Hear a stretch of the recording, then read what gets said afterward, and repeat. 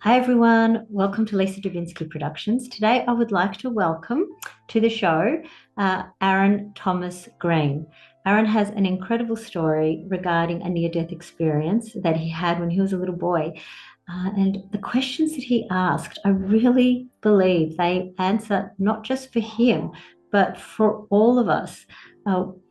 Gives us a bit of insight as to why we're here and what it is that we're here to do. So without further ado, I'd like to welcome Aaron Green.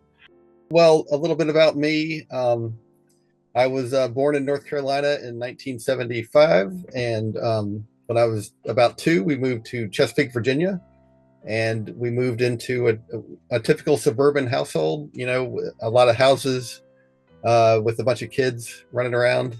Back then, before everybody had TV and cell phones and video games, we would just run around the neighborhood and play all the time. Excuse me.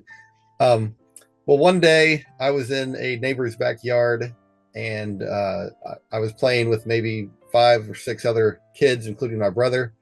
And something happened. I don't understand what happened, but I couldn't breathe. No matter what I did, I couldn't get a breath of air. I couldn't breathe at all. And I was getting very frustrated and upset about that. And so I started to walk back home. I was trying to get help from my parents. And I only got about 20 feet away from my friends. I was still in my neighbor's backyard. And this breathing problem triggered something that, was pretty amazing. My consciousness, me, my soul, whatever it is that I really am, it left my body, and I watched as my body fell to the ground. And I just kind of hovered or floated there next to my body. And I looked over at my friends, and everything that seemed so important just moments ago, it now seemed trivial, like it didn't matter at all. A couple things happened very, very quickly. One thing was my whole life, that 6 years of life, it replayed very quickly and in extreme detail, and I relived my life all over again. Only this time, the difference is that I could literally feel how I had impacted other people. And for me, the primary impact I had was to my parents. That was very clear. And I could feel how they felt about me. And a couple things really stood out. One was my mother's love for me. Like it was clear that was significant and meaningful, and there was like a larger impact to it. And then my father loved me also, and he's a good father. But what stood out, I think it's kind of funny now since I have my own kids, is his frustration with the crying, changing the diapers, that kind of stuff. I could literally feel that frustration. Yeah. And there was one event that stood out where I had been sick at night, and it had interfered with their marital relations, so to speak. And I could witness that and understand his frustration. And now as an adult, I understand it on a deeper level. But even as a kid, somehow, even though I didn't really, as a 6-year-old, I wouldn't have understood all those things. As that soul outside my body, I did understand how that had impacted him. But it was relatively brief because I was only a little kid, and it felt like I had done almost nothing in life. Like those 6 years didn't really amount to much from a spiritual perspective, or from that perspective I was in. I hadn't really made any important decisions. I hadn't really grown, but so much.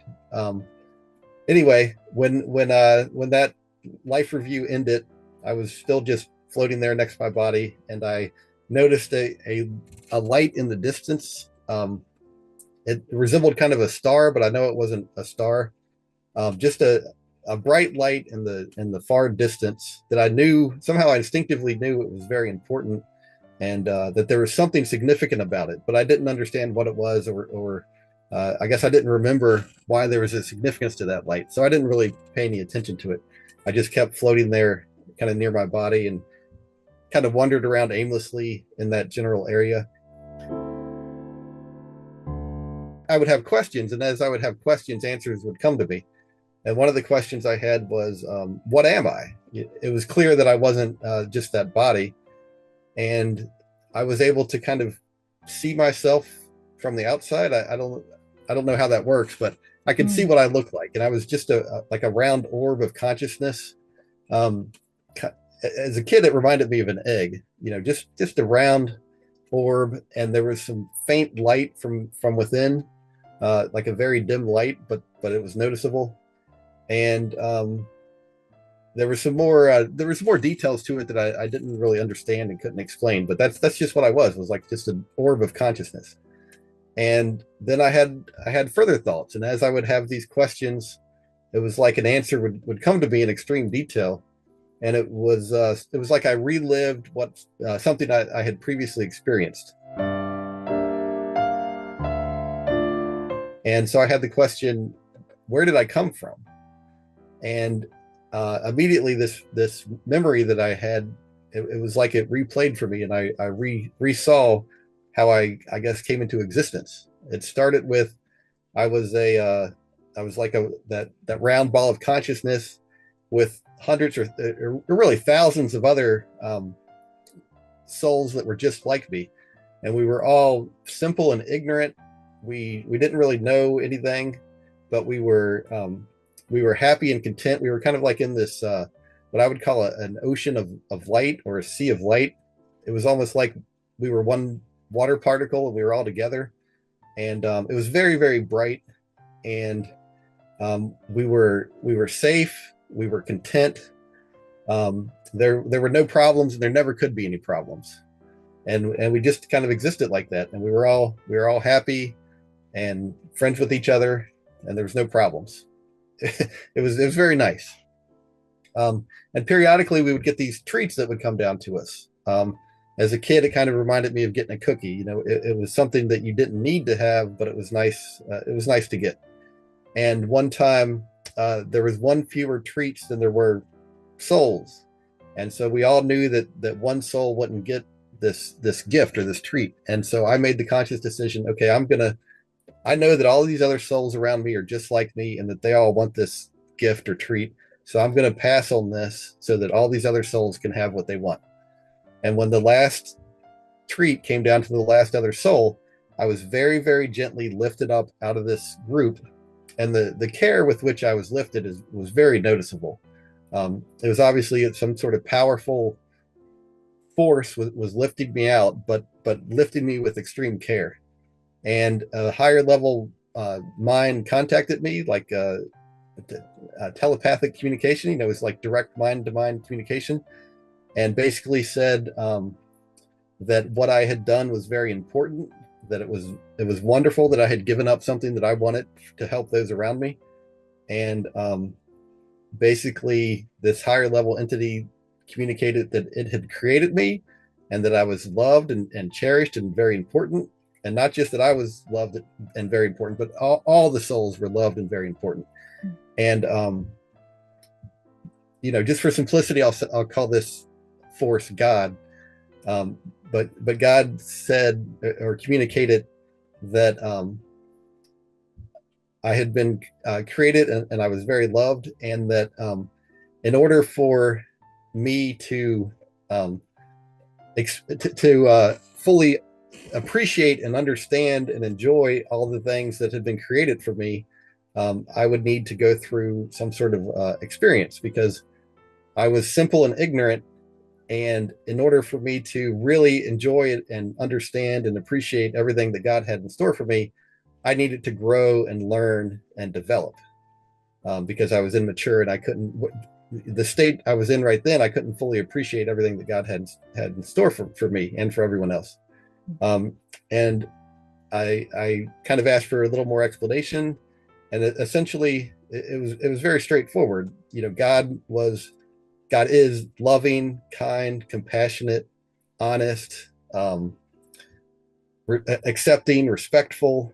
And in order for me to appreciate everything that God had created in the universe, I needed to freely, of my own free will, develop and become those same things: loving, kind, compassionate, honest, etc. And so I asked God, well, couldn't you just change me? Couldn't you make me like that? You're clearly very powerful. Can't you just change me and make me like that, so I don't need to go through any sort of learning or education. And God said, absolutely. God was fully capable of changing me like that, but that one of the core reasons that we were created was to have free will. Like that was extremely important for God, and God was not going to trample our free will. I think that one of the keys here is God is so unbelievably powerful compared to us that for God to forcibly change us, it just doesn't work. It's not the kind of creation that God wanted. That's not how God wanted things to be. God wanted us to have free will, and God was going to respect that free will, even though that means things are going to be more difficult for us. So I agreed. I thought, okay, well, I guess that makes sense. And God explained that basically that God had created this entire learning system, and God was absolutely confident that this was worth it. There was no doubt about it, and the confidence that God had was really palpable. Like you could feel that confidence. There was no doubt that this is the best way that the best way to handle things, and that if there was any kind of change that would have made it better, God would have made it. Anyway, God then asked if I would like to see his face, and I agreed, and my attention was turned away from the souls that had been my companions to something different. And what I saw was like a huge sun-like entity with billions and billions of souls all together, all kind of intermingling, and extremely happy, way happier than the group I had been with. And some of those souls, they understood that I was there, and it's like they came to the surface. And as they came to the surface, I could see their face more clearly, and they basically welcomed me into existence. They explained that I was going to join them when I was ready, and they understood that what I was going to go through was difficult, but they also understood that I was going to join them eventually, and that when I did join them, that was going to be very happy for them, because every additional soul that joined them, it would increase the happiness of the group. And so they were excited that I was good, even though there was billions of them, they were excited that I was going to join them, because that would be like even a little bit better. And they assured me that eventually I would join them. And so God then asked me, are you sure that you're ready to go through this? Are you willing to go through this education or adventure or trip, whatever you want to call it?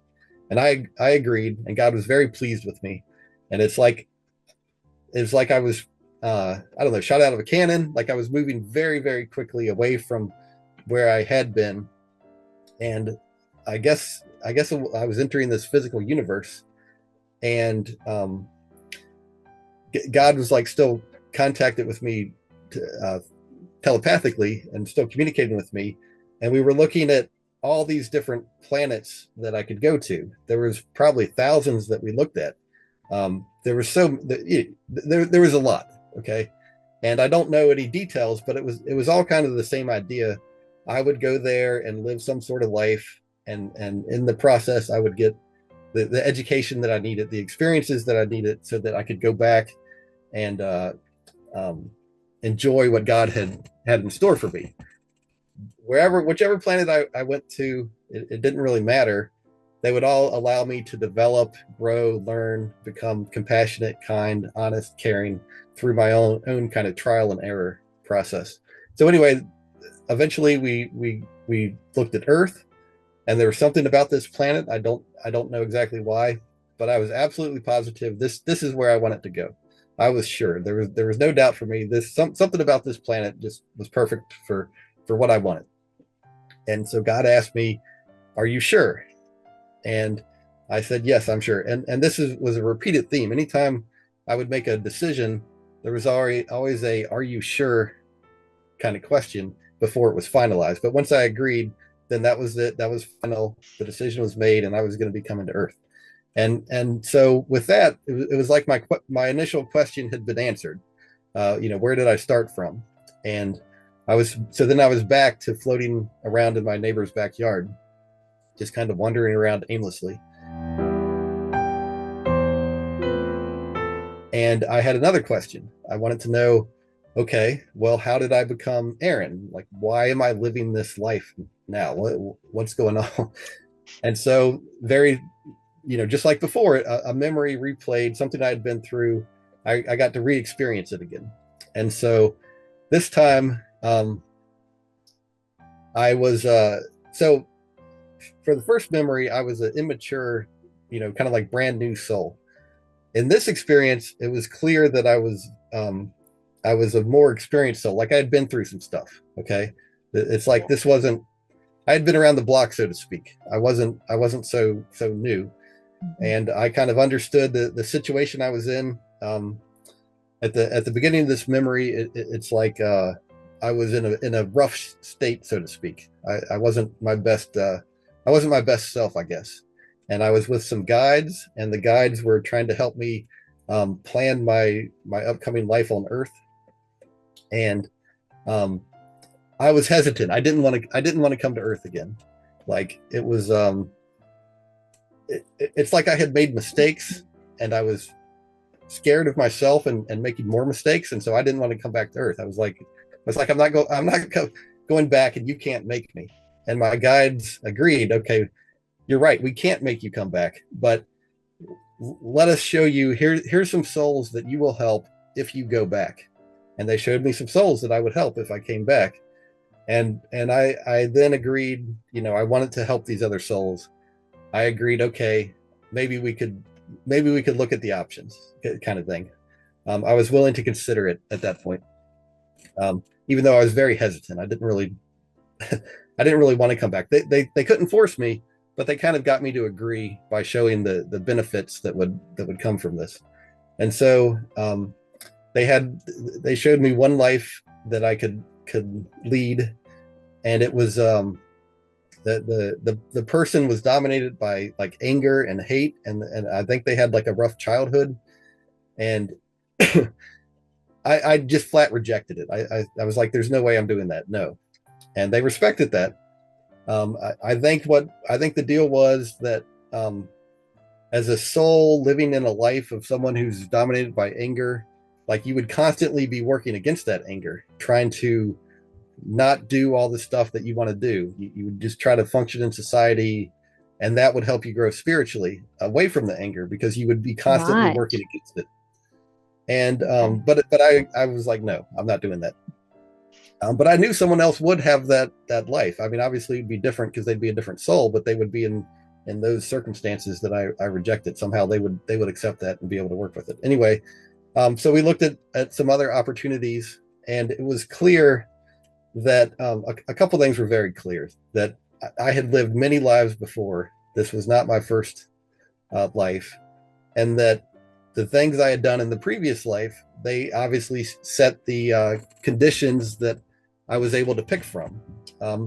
For example, and they showed me like clips from previous lives, all kinds of clips, like a highlight reel kind of thing, of stuff I had done. And it was clear that I had, I don't know, help build this country. Like I was involved with America early on. I had done some of the hard work. And there was times I had made mistakes and I'd hurt people, or there's times I had done good things and I'd helped people, and all of that together set the stage for what I was able to choose from, what options were available to me. It was obvious that not everyone could come to America or another, more advanced country. And it wasn't just random. It was because I had helped build society and get society to a certain point, I was given more freedom. And a lot of souls who were just starting out or newer, they wouldn't have those freedoms. They would be, their options would be much more limited. And then in terms of what parents I could choose, it was obvious I had had many children previously in previous lives, and I had been a good enough parent that I was now given a wide latitude in what kind of parents I could pick. It was it was just obvious that all these decisions I had made previously, they played into what sort of options were available to me now.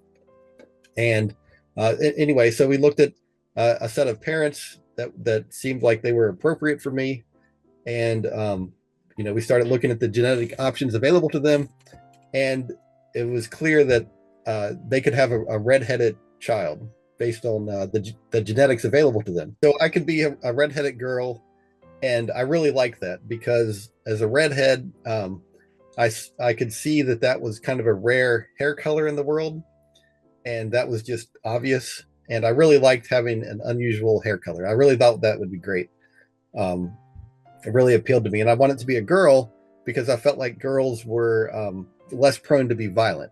Mm-hmm. Like that was a big concern of mine. I didn't want to hurt other people, and because I had hurt people in previous lives, and so I didn't want any part of that because I knew that spiritually there's a huge downside to hurting other people. So we started looking at the details of what that life would look like, and it was clear that me as a redheaded girl, somehow my personality and my looks or something about it didn't quite work. I would have been kind of an odd person, and I would have had a lot of difficulty getting married, making friends. Somehow it just didn't work with my soul or whatever. So we started looking at other options, and so I thought, well, what about a redheaded boy? And the options for that were even worse. It was possible, but it wasn't a good choice. And so we started looking at brown-haired boys. And there was all kinds of choices for brown-haired boys. That was like the dominant genes for these parents. And so we looked at what kind of brown-haired boys were available. And there was all kinds of options. And so I thought, okay, I want to be like the best-looking guy on the planet. I want to be extremely good-looking. I love this part, by the way. And it was clear that these parents, they had those genes. I could have been extremely good-looking. Yep. And obviously I'm not, but anyway, I could have been. But there was a spiritual downside to that, and it was evident. And my guides helped show this to me. As an extremely good-looking person, women would treat me differently. I would have a different life. There would be options available to an extremely good-looking person that aren't necessarily available to a more average person, and that where I was in my development, I wouldn't be able to resist certain temptations. And there's a spiritual downside to being too promiscuous or giving into that sort of temptation. And that was all clear. And I didn't want that. I didn't want the spiritual downside that went with what being extremely good looking would have been for me. So I backed my attractiveness down to, something okay, but nothing extraordinary, obviously. Anyway, and then we looked at intelligence, and it was very similar. I wanted to be the smartest guy on the planet, just extremely intelligent. And it was the exact same thing. The guide said, they showed me that I would become arrogant, I would be conceited, I would have difficulty relating to other people, and I would end up being an atheist, and I would kind of be a lonely person. Even though I would be extremely brilliant, I would end up being kind of lonely. And so just like with looks, I backed down the intelligence to an intelligent person, but nothing extraordinary, right? I'm not setting any records here with my intellect, but anyway, when I arrived at the correct point where I felt like I could contribute to society, help make things better, but not so intelligent that it would cause me problems. And so we kind of reached what I thought was the appropriate level. And then we looked at other physical aspects. It's safe to say we looked at everything down to the most intimate detail. I understood what kind of body I was looking at and that I would potentially enter. And when we got the body picked to where I thought it was good, the guides pointed out, well, there's an unintended consequence of this body that you've picked. It will have bad acne as a teenager. You will have a lot of pimples on your face. And so we looked more closely at that, and it was clear that for a couple years I would have really bad acne as a teenager. And from a spiritual perspective, it was really a couple things really stood out. One, it was how brief 2 years looked from a spiritual perspective. It seemed like almost nothing, like just so unbelievably brief how 2 years appeared, and how I was willing to subject myself to that frustration for 2 years partially because it seemed so brief. But then also it was clear that going through that difficulty would help me in my spiritual growth. Like it would actually benefit me to go through that difficulty. And because of those two reasons, it was brief and it would actually end up helping me. I agreed to go through that. And then and so the guides started looking at some details that they had planned for my life, and they would show me they would, like I had mentioned, they kind of like showed me clips from previous lives. And so they showed me a bunch of clips from previous lives. And I had done some good stuff, which is great, but I had also done some bad stuff. And some of that bad stuff, it's like I had written a check in a previous life and now I had to cash it, or there was half of an equation that was set up in a previous life and now we had to balance out the equation. Or you could say, I know it's kind of cliche, but karma is just a great way to describe it. Also, I had karma from a previous life that I carried with me, and it was like baggage. And the only way to get rid of it is to experience what I had made other people experience. Like that's just how this works. And there was a lot of stuff they showed me, and the most simple and straightforward example, they showed me that in a previous life I had been kind of a big strong guy, and I had gotten into a fight with another guy and I had beat him up pretty bad. And at the time I felt like I was justified, like he deserved it, kind of thing. But looking at this event with my guides, it was clear that I had gone too far. Like he didn't deserve me beating him up the way I did. It was too much, it just clearly was not warranted at all. And so my guides were showing me that a plan for my life where I would, to make a long story short, I would get in a fight as a young teenager and have my nose broken. And essentially that would cancel out, or that balance out the event from my previous life. And I would learn the lesson I needed to learn, which is essentially don't go beating up people. I would be able to learn from this whole experience, and I would be able to, I guess, rid myself of that past karma, which kind of like holds your soul back and prevents you from moving to higher levels. But anyway, going through that experience would help me learn and grow and become a better soul. And so I agreed to that experience, even though I knew it was going to be difficult. And then they showed me other things that I had done in previous lives. And some of it, I don't really want to share it, I guess. I would love to share it just because it explains things so well, but it makes me look like a really bad person, this stuff I've done in the previous lives. But I know other people have done similar things. Absolutely. I can imagine that we've all done horrific things or bad things or negative things, because that's part of the growing process. Exactly. Yes. But seeing some of this stuff I had done in previous lives, like I would never do some of that stuff today. Like I'd hurt people, I'd taken advantage of people, I'd misused my power or authority or position in society, whatever you want to say. Yes. I screwed up everything at some point in time in the past. And now I'm getting some of that. And it's not a punishment, or it's no sort of punishment. It's an education. I'm just receiving what I gave to other people. And through that process, I can now learn and become wiser and a more intelligent soul.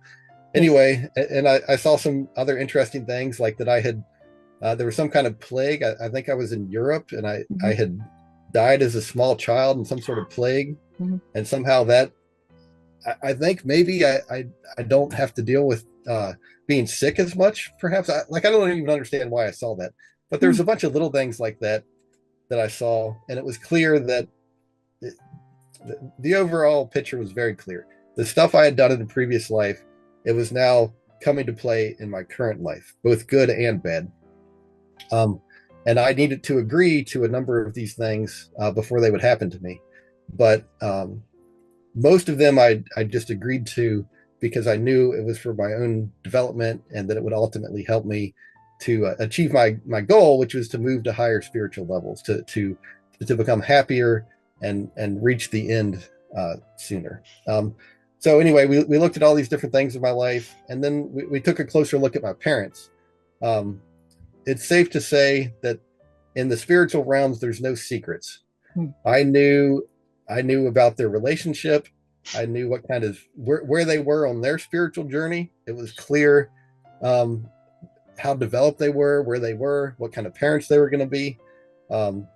My guides pointed out that my father kind of he was kind of an angry person at times, especially when I was little, and that would be that would be kind of a difficulty, that would be a problem. He was a good father, but he was kind of angry. He would get mad about nothing sometimes. And they showed that to me, but I agreed to it because he had other positives that I liked, and it felt like the right fit for me. And I could see that I would have a brother, and I could see what kind of relationship we would have, what kind of clothes I would wear in life, how my intelligence would work. And it was clear that they had a plan also for the job I would have. Like, that was planned out. That was part of the souls that I would help, where some of them were going to work at this job that I would have. And that was all planned out. It tied into a previous life that I had, like this job was like the perfect fit. And then we looked at the names that I could have. And I was, because it was going to be my name, I had more control over what that name would be. Like, usually you aren't able to influence other people, but because it was my name, I was able to influence my parents a little more than you can with other events. But I was able to basically pick my own name. And so I saw there's something about my name, Aaron Thomas Green. There's a lot of like hidden meaning in there that for me I thought was great, because they related, some of those names related to past lives. I'm an electrical engineer, and the name Green, there's an EE in there. AA, Alcoholics Anonymous. I had a drinking problem in the past, and Wow. AA was very helpful to me, and that was all planned out. But those hidden meanings in my name, like, I really liked them. I thought it was cool, and so I wanted that name, and it was very easy to influence my parents to pick that name. Somehow I was given that I was able to do that. And anyway, so when we had all these different things picked, my guides, we looked at the overall life again, from a whole holistic picture. And my guides basically said, are you sure you're willing to live this life? Are you sure you're willing to do this? And I asked, will I be able to help these other souls that you showed me? And they said, yes, you will be able to help these souls. And then, almost as an afterthought, I thought, well, will I help myself grow? Will this benefit me? Because it was clear that I had like screwed something up in a previous life. And they said, yes, this living this life will help you. And so I agreed to it. I agreed, okay, I'm willing to come here. And so then we witnessed the conception of this body, not from a sexual perspective, but from like a spiritual perspective. And the creation of this body was a beautiful thing. It's hard to describe, but it was a very significant, beautiful event from a spiritual perspective. And I was able to watch that. And then I could see that I was kind of like loosely tied to the body at this point. And then right before birth, that's when I was like tied more fully to this body. And then that was kind of like the end of that spiritual memory. And so I was back to floating in my yard, and I had more questions. I wanted to know,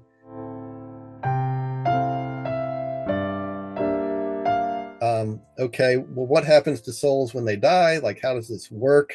I was a little bit confused about that. And so I was shown a whole bunch of states that I had been in previously.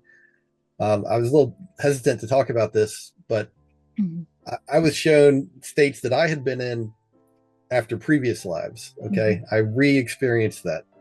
I was shown one state where I had been in this horrible, I guess I had been a violent person in life, and then I died, and I was a hateful, angry soul. That's like just me and all the souls I were surrounded by. We were dominated by hate and anger and the desire to hurt those around us. I was my physical, I had like a physical appearance, like a body. It wasn't a physical body. It was like a spiritual body. And I looked like a monster. Okay. And I was just fighting with all these other souls that were just like me.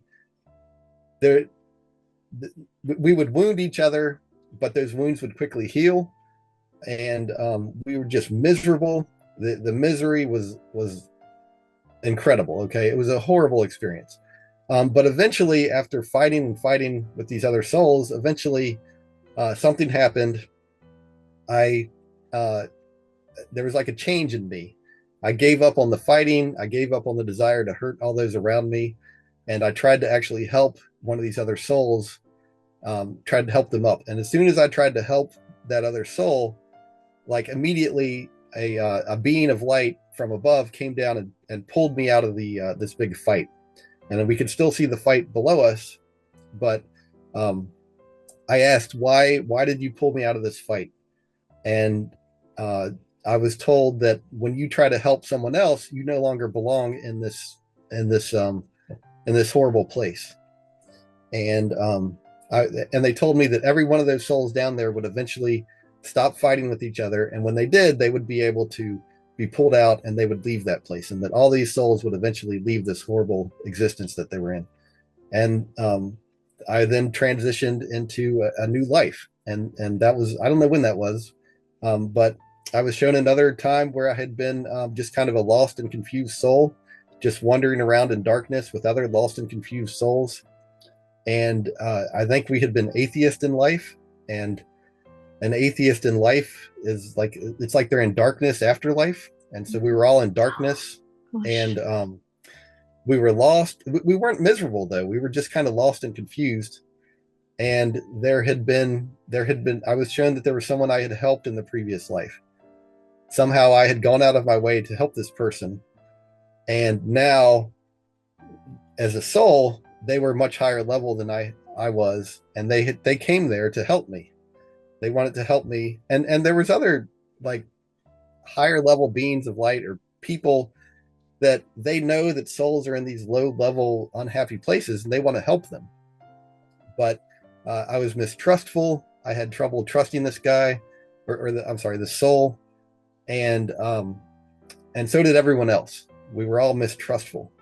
But eventually, somehow, he convinced me that I should go with him and that he would help me, and I did. And they basically got me into a different life to continue my education and learning. And then in previous lives, after one life, I entered what was what looked kind of like a town on Earth. It resembled just like a small town or city from Earth. It had streets and buildings and light posts and everything. But everybody was like extremely happy. They were living a life similar to what they had lived on Earth, but now they were much happier. And it was like I immediately recognized that this was kind of like a mid-level, you know. And I quickly transitioned out of that to start another life so I could continue my growth. And then in another previous life, I had been in kind of like a city of light. Like the entire city was made of translucent light, and all the beings there, it's like you could see through them, and it was just absolutely beautiful, and the happiness there was indescribable. But it resembled a physical city like you might see on Earth. Just everything was made of light.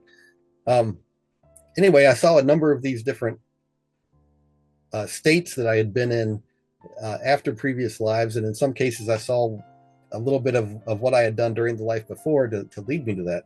But it's very clear that when we die, we go to some sort of state in the afterlife that we can stay at for as long or as short as we want, and the happiness in that state is directly related to our own free will, our own choices, our mental state, how we want to treat those around us. We basically end up with other souls who are just like us.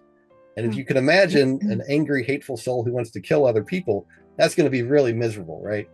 Or if you can imagine a loving, kind, compassionate person or soul, they're going to be with other loving, kind, compassionate souls, and it's going to be a wonderful existence. And so we kind of like create our own, we're setting up the conditions for our own happiness or misery based on the decisions we make in life. And we're going to be with others like ourselves. There's no lying or cheating in this system.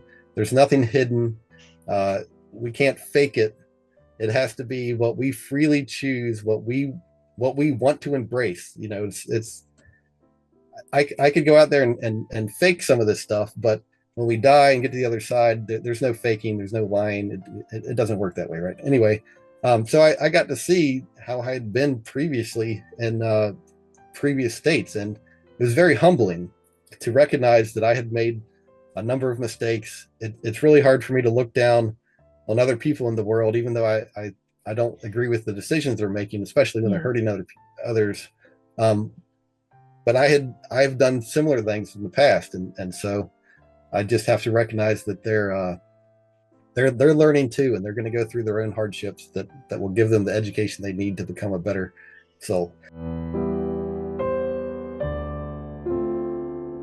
When that memory was over, I was back to floating next to my body, and I recognized that after this life, I could go back to a better level, like a higher place, like a happy afterlife, so to speak.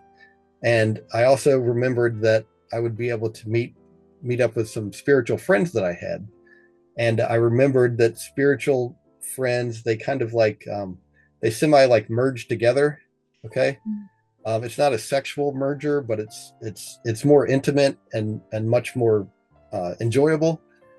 And souls who are friends are on the same level. They can almost like overlap with each other. And it's really terrific. I don't know what to say, but I remembered that I could be like that with my friends, and that it was terrific. And I was thrilled. I wanted to go back. Okay. I was done with this life, this difficulty. I just wanted to go back and enjoy this happy existence. And like, as soon as I had that thought, this being of light or an angel, I don't know what it was, it came at me very quickly, almost like there was like an urgency, and I just got a brief glimpse at this being, but he was absolutely beautiful, indescribably beautiful. You could see he was like a being of light, but he was translucent, so you could see into or through him. And here on Earth we have these facial features, so we can kind of see what each other looks like.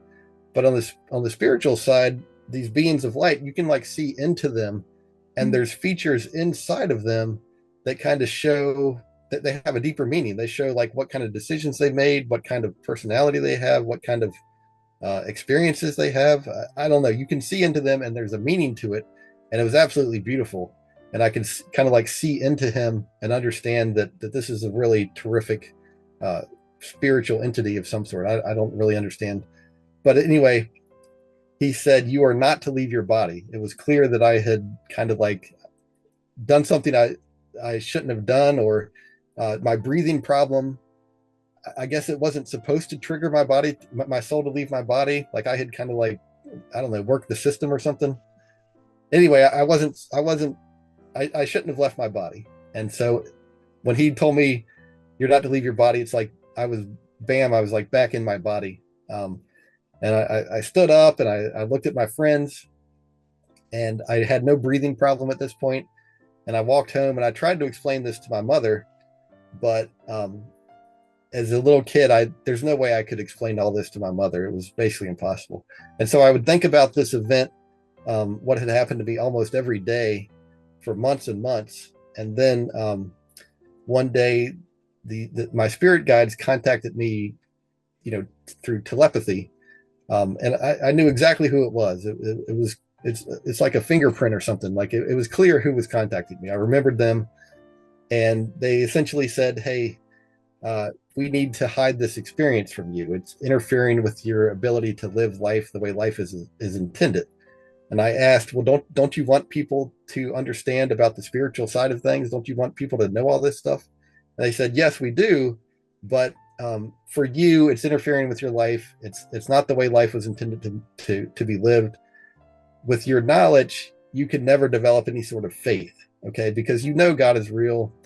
You can't live in the conditions where you don't know that God is real, and that will interfere with your decision making. Basically, you won't have the life that it was intended to be." And so I asked about faith. I didn't understand, and they tried to explain it to me, but it was too complicated for me to understand. But basically, I said, "Look, all you need to know is that faith is important." And by faith, I mean faith in God, the acceptance of the existence of God, even though you don't have the kind of proof that people want in this life. Anyway, so I agreed, and they hid my memories, but they told me that I would get them back someday. And I didn't think about my experience anymore. I, it was like off my radar. And I lived my life. I grew up. When I was 12, I to make a long story short, I got in a fight at school, and this guy broke my nose. It was very difficult. I had a huge black eye for weeks. The whole school knew what happened. People, it was I was 12 year old. It's middle school.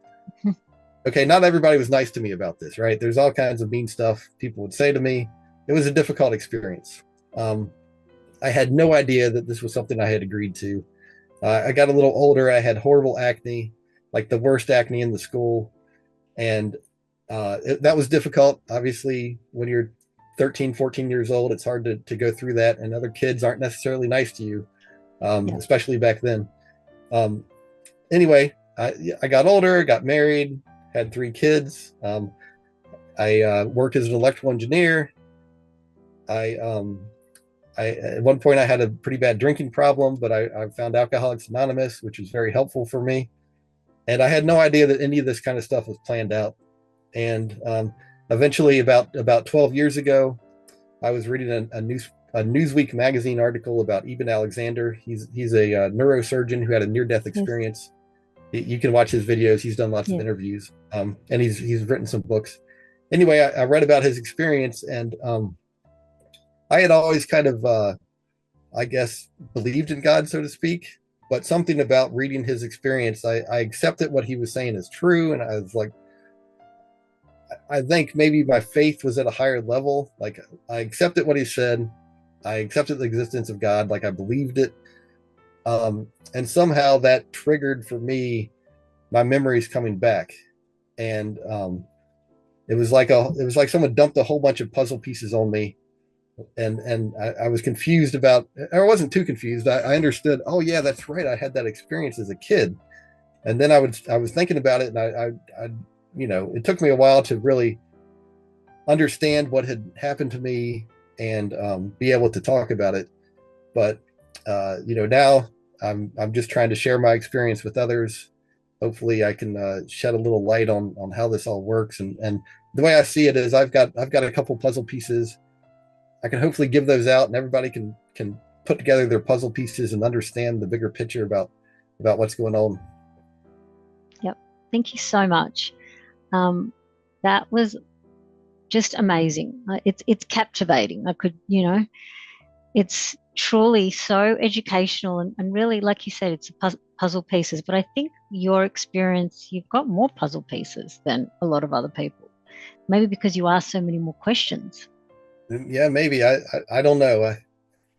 If you listen to other people's life reviews, I think some of the other life reviews are a lot more detailed than mine, because people were older, so they saw more. Yes, that's true. But you also asked so many questions that answered past lives and other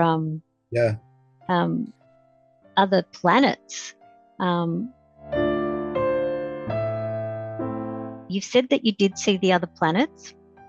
There's so much talk about ETs and extraterrestrials, I'm trying to say, and also that they're interdimensional beings. So the being that came, that gorgeous being of light, and said, "What are you doing out of your body, Aaron?" Was that like a really fatherly, paternal, get back in? Right. Was it? So it was a really caring, beautiful, interdimensional being, is maybe how people would describe that being. And yet there's these ETs, which are extra terrestrial beings. Did you see any of that when you were, did you have any of those answers as to whether there's a difference between that? Yeah, it seems like there's I don't know, aliens or there's beings on other planets. Okay. Just like, similar to us, there's the spiritual beings that live on other planets that we don't interact with, because they're light years away. As far as I can tell, there's millions and millions and millions of other planets with beings on them similar to us, but we don't, as I understand it, we don't interact with them because they're far away. And then there's beings of light or angels or souls that don't have a body, and they can freely move kind of wherever. And we have guides that help us through life. And so I think they're like very different classes of beings. Yes, like different categories. Yeah. Right. And if aliens have ever visited Earth, I mean, maybe they have. I don't know. I've certainly never seen one. No, but I have interacted with spiritual beings that have. I think they're like helpers or guides. They kind of help gently point us in the right direction without forcing themselves on us. Yes. So yeah, I think they both exist, but generally speaking, I think we're only interacting with the spiritual guides, even though we don't always realize it. So free will. How much free will do we really have when so much of this has been drafted like a book? And you're not the only one that has explained this. I'm interviewing this woman on in a few days' time. Her name is Buddha Betty, and she had a near-death experience and exactly the same theme. She picked everything. You're right. Yeah. So how much free will do we really have? Yeah, I think we have complete free will, but God is wise and tries to limit the amount of damage we can do to ourselves. It's kind of like if you have a 2-year-old, you don't just let them run loose in the middle of a city, right? You have like a playground or a sandbox that you put them in. And so the damage they can do in a sandbox is limited. They could throw sand in their eye or whatever else they want to do, but they're not going to run under a truck or something.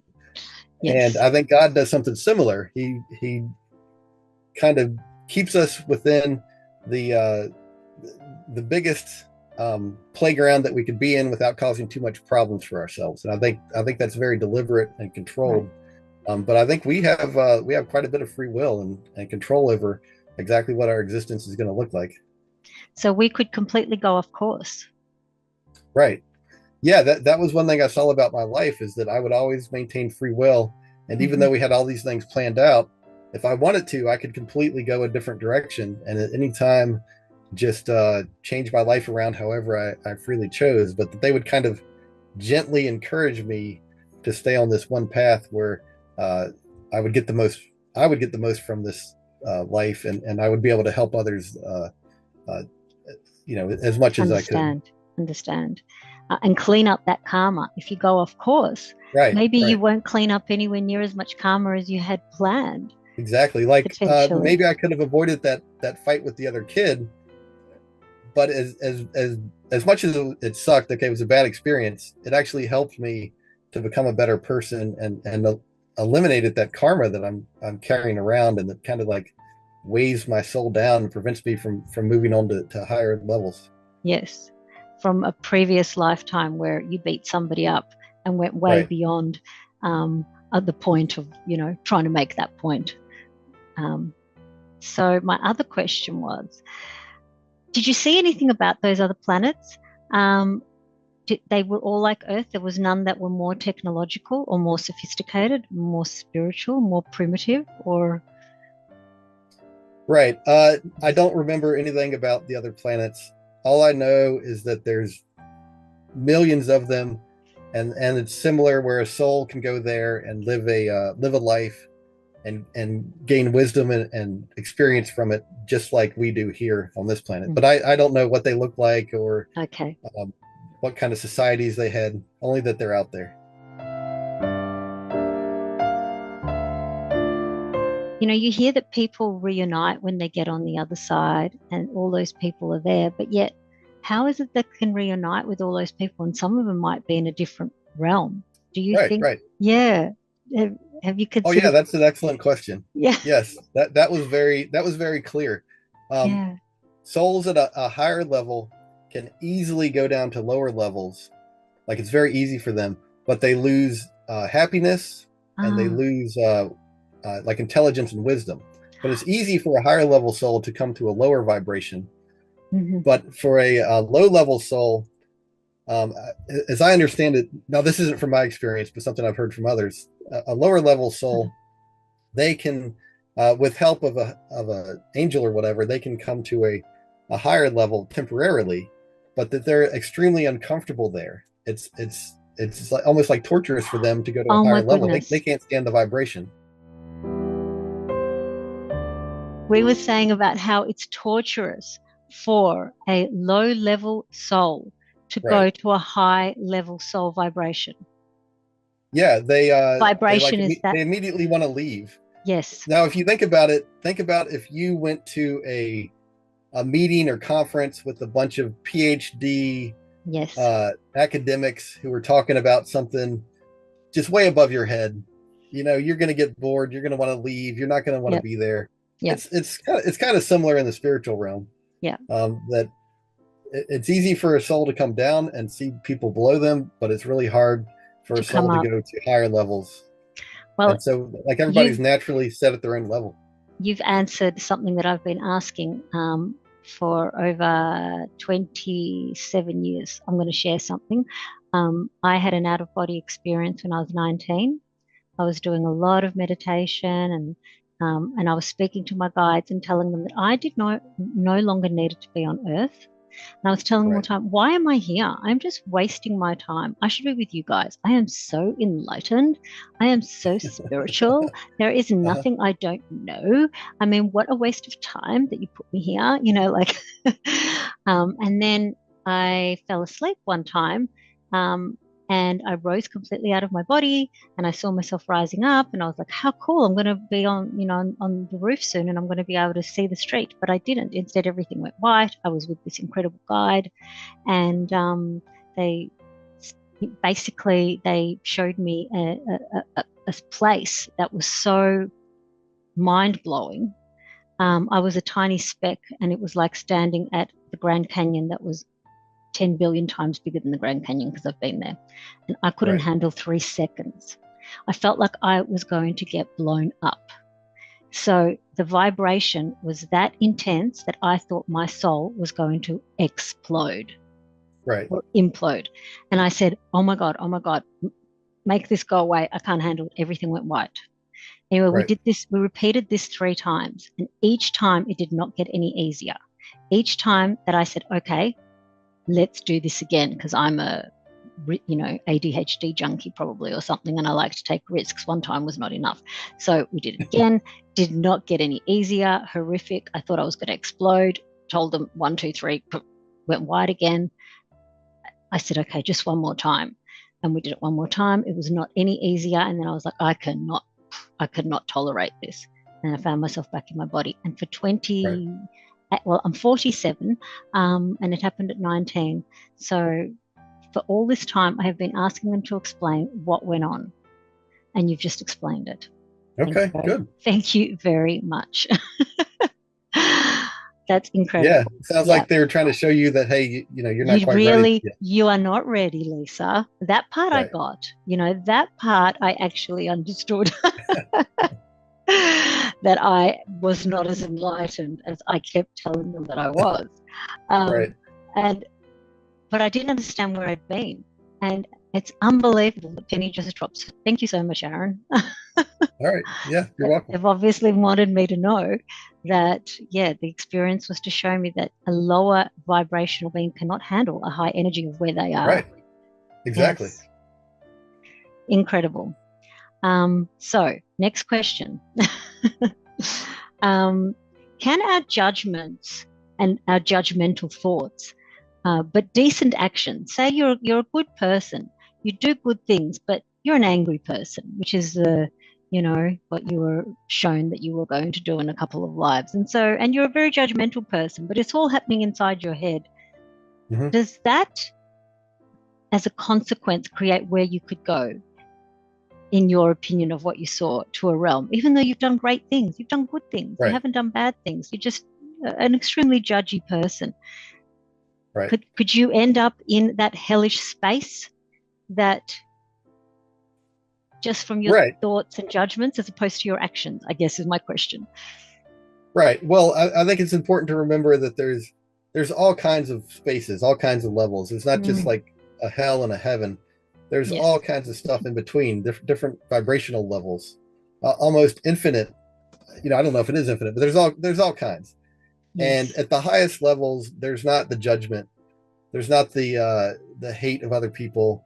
There's just compassion and love and acceptance. And so, uh, if we're judgmental of others, that's not really how we're meant to be. I mean, obviously, we can't. We can judge that. Hey, it's wrong to. You shouldn't be killing people, but you don't want to like be overly judgmental. Yes. I think that what you bring with you when you die is your own mindset, uh, your own way of thinking. Like that stays with you. That doesn't change as soon as you die. And that judgment you have on other people, that's going to get turned around, and you're going to be judging yourself with that same level of judgment that you have developed through your entire life, judging other people. And only now you're going to be applying it to yourself. And so if you're overly critical of other people, well, now you're going to be overly critical of yourself, and that's going to hold you back. And so I think it's important that we try not to be so judgmental of other people. And ironically, that seeing all this horrible stuff that I had done in previous lives, I mean, I wasn't like that horrible. I think I was probably just more normal for the time. Anyway, that does give me the benefit of being a little less judgmental of other people, because I realize, hey, I've done bad stuff too. I'm no saint. And even though you might be great in this life doing all kinds of other things, you may have a previous life where you did some really horrible things. And if you have that judgmental attitude against other people, you might still have that judgmental attitude against yourself for stuff that you had done in a previous life that would, and all of that might hold you back from reaching higher, happier levels. Absolutely. That makes so much sense. Do you think we'll all end up at that incredible high vibrational God level? Yes. That beautiful creator that you saw and all those beings within that creator, which, by the way, others have explained that that's what they've seen as well when they went on the other side, when they had the near death, whatever we term it. They saw it as an incredible ball of energy, like the sun, but even more incredible, and souls were coming in and out of it. Right. A consciousness, a ball of consciousness, not a male body, male. Yeah, exactly. Man with a beard. Yeah. Oh, that's right. Yeah. If I could say something there, yes, I think everyone's going to eventually make it there.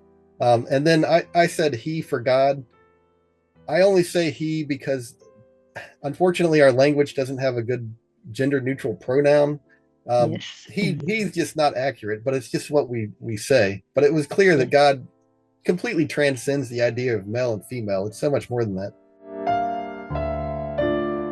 I wouldn't say I saw Jesus, but it seemed like he was alluded to, or there was like there's kind of like there's more to that. There's more to Jesus than meets the eye. There's obviously Jesus from the Bible, but from what I could tell, Jesus is so much more than that. And it seemed to me that Jesus was he's at a higher level than the rest of us, and that Jesus was responsible for a lot of the decisions made about how our universe was structured, and that it's kind of like if Jesus had set up a lot of these rules that govern us, there's a room for criticism. Like a soul could go through life and then say, "Oh, well, Jesus screwed up. I don't agree with this. This is not the way to do it." Yeah. And so, in order to mitigate that kind of criticism, Jesus came here.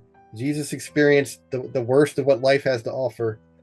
I think probably Jesus has been here more than once. That's my personal opinion, but Jesus has done the hard work necessary so that you can't really criticize him, because he has.